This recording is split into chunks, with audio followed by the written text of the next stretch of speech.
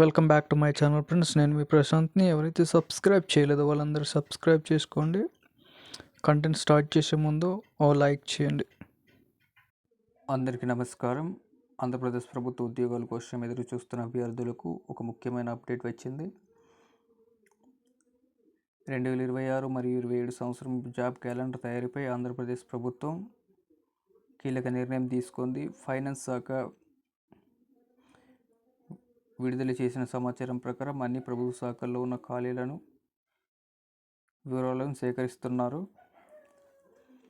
అలాగే ప్రతి శాఖలో ఉన్న డైరెక్ట్ రిక్రూట్మెంట్స్ ఖాళీలను పరిశీలించి మార్చ్ 12లోగా ప్రిన్సిపల్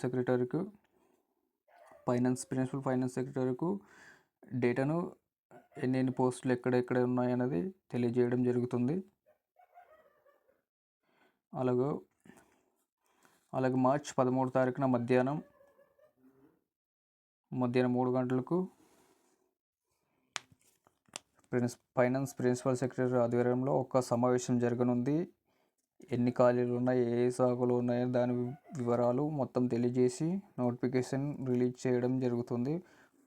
మార్చ్ 19 తారీఖున ఉగాది సందర్భంగా ఈ సమావేశం వివిధ శాఖల వారీగా అవసరమైన ఉద్యోగాలను తుది నిర్ణయం తీసుకోవాలని కోరుకున్నారు. అలాగే త్వరలోనే ఆంధ్రప్రదేశ్ ప్రభుత్వం కొత్త ఉద్యోగాలకు నోటిఫికేషన్ వచ్చే అవకాశం ఉంది. ఇలాంటి తాజా న్యూస్, ఉద్యోగ సమాచారం కోసం మన ఛానల్ను సబ్స్క్రైబ్ చేయండి.